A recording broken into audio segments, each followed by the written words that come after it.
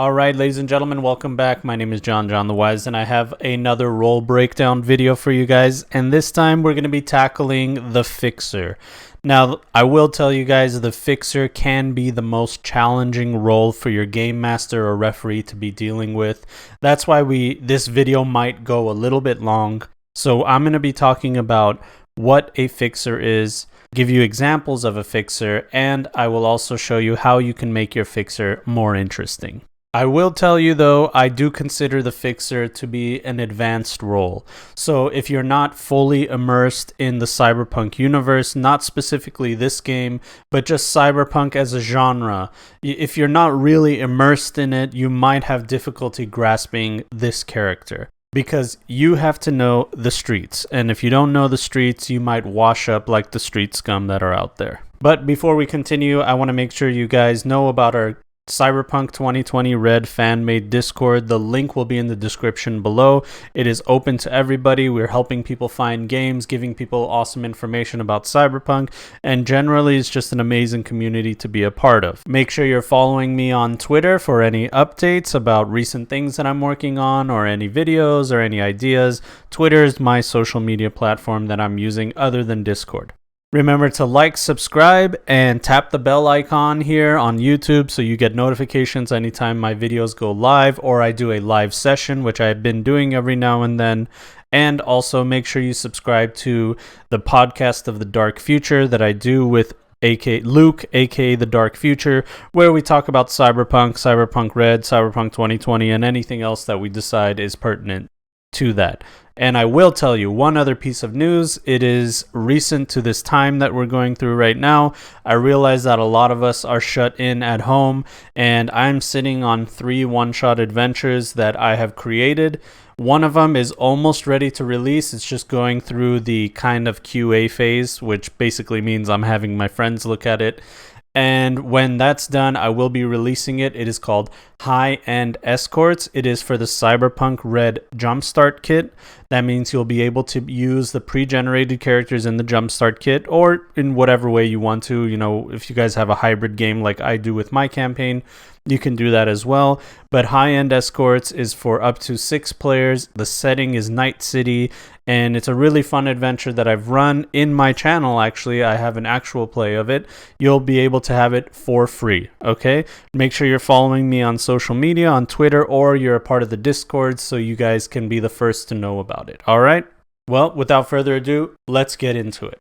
So what is a Fixer? The Fixer has a special ability called Street Deal. Now, I don't want you guys to mistake that with Streetwise. Those are 2 different things. One's a special ability, one's a skill, and later on in the video, I'll cover exactly what the differences are. Street Deal allows a Fixer to do a wide variety of things, to apprehend information, or to find a person, place, or thing. They use their contacts and their cool stat to figure out how they can do the things that they do in the street. They're a middleman to the streets. In the Wildside sourcebook, it says, the Fixer is an independent operative that specializes in the exchange of any type of goods, be they bought or stolen or bargained for. That means they work with NPCs and they work with players alike. Now, how do they use their Street Deal? What do they do? How is it all actually done? What is the Fixer's life? Number 1, what the Fixer needs is a network. A Fixer is nothing without his contacts. Without his contacts, he is absolutely nothing. The contacts are everything to a Fixer because they are the services that a Fixer has curated. These contacts are people that the Fixer can use for their financial gain or for whatever cause that they're looking for. Now, speaking of contacts, I can't really go on without talking about the Wildside book that I have over here. The Wildside has a supplementary rule set for Fixers using your Street Deal stat. You do some multiplications. There's 3 different ways of doing it. And with that, you get a point-buy system where you can create contacts with your points. Some of the things that you can figure out with these contacts are how reliable they are, how capable they are, how you know them, what they specialize in. It goes really in depth with your contacts. So if you guys really want to play a Fixer, I highly recommend that you get the Wildside book, you read it from cover to cover, and you absorb everything that's inside of it. Now, we talked about networking, we talked about contacts. Now, what else? What else is it about a fixer that makes them who they are? Well, the fixer isn't a businessman, they are a businessman. Sorry. But that's the idea. The fixer is a business. Everything about them is for profiteering or for their own personal gain. Every single person that they deal with is on purpose. There's a purpose for somebody, their services are needed, and every contact matters. I get it. You're like, John, I don't want to play the edgy character that goes around saying, I'm not going to do anything unless it benefits me. Well, you don't have to be a dick about it, but I will tell you that if a fixer isn't doing something to profit themselves or for their own gain, then they'll get the reputation of being a pushover, of someone that does favors all the time. And that gives you a terrible reputation as a fixer. In fact, the Wildside book recommends that you even charge players for your services. I don't see why not. You don't want to get a reputation of someone that could be taken advantage of. You'll have to charge the players for the things that you want to do. NPCs too, obviously. But you have to remember this one little caveat, that a fixer is a people person, because without their contacts and the people that they work with, they don't really have the network and the business. The network is the business is the network.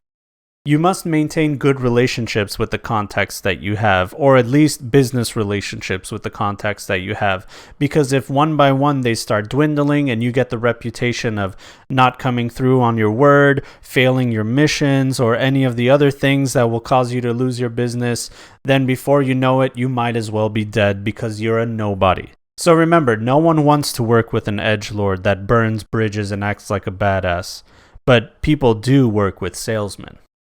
Now, we talked about networking, contacts, and the business side of being a fixer, but I do want to talk about the one thing that people usually mistake is street deal versus streetwise. I'm hoping to give you guys two examples that will give you an ability to grasp what I'm talking about.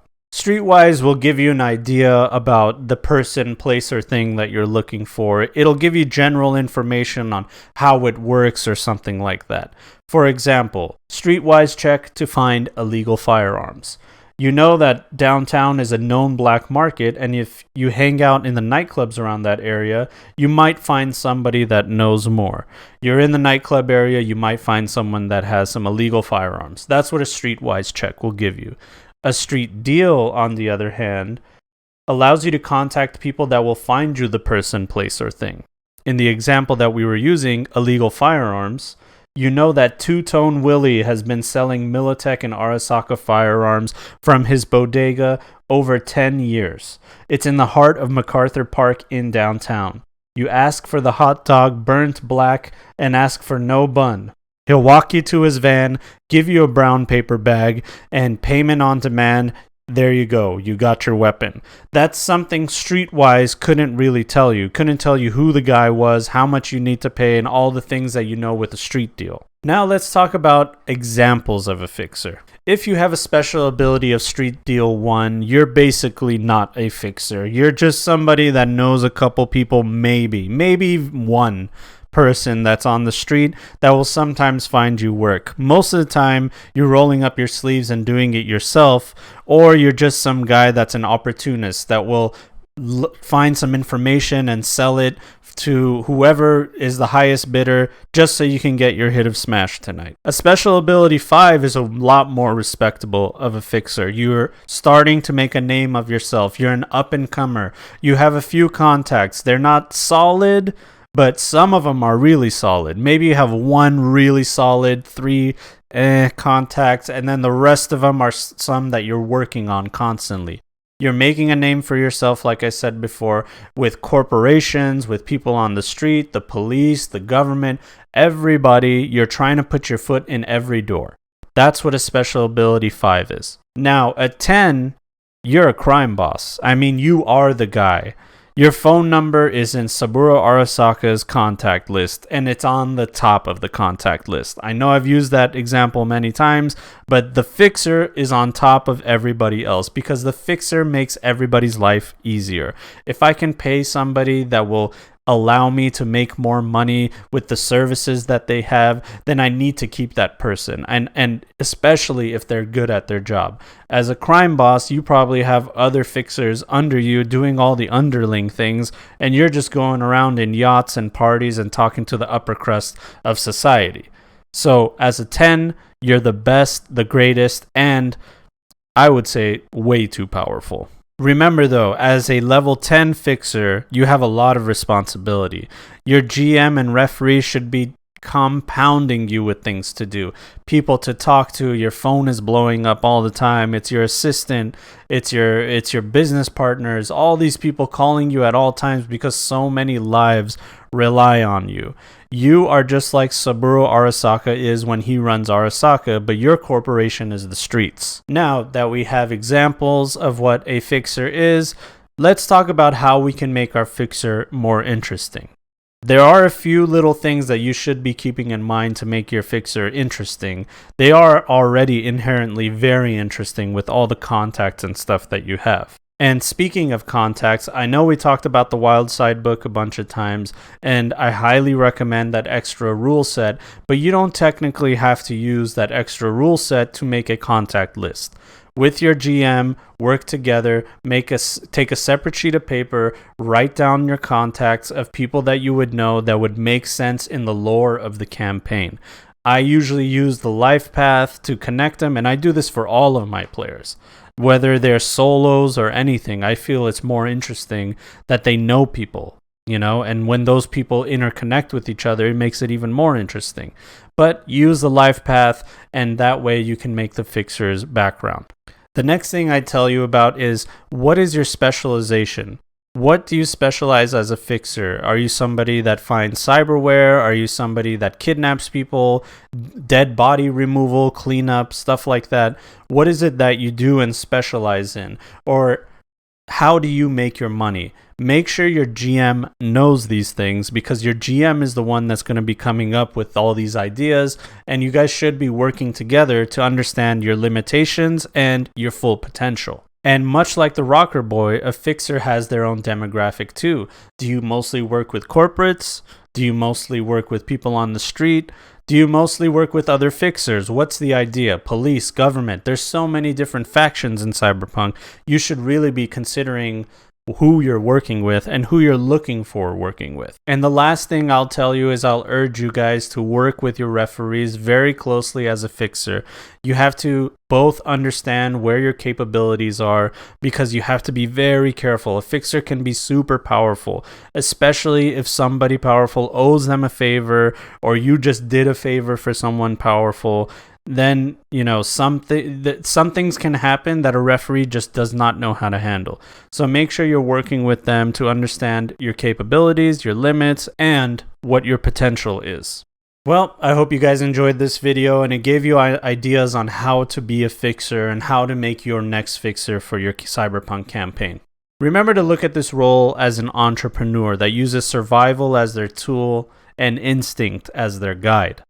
Thank you all for the support. I really appreciate the kind words that you guys leave in the comments, and the things that you guys say, and all the amazing energy that's coming from all of you guys. It's really feeding me into making more and more of these videos.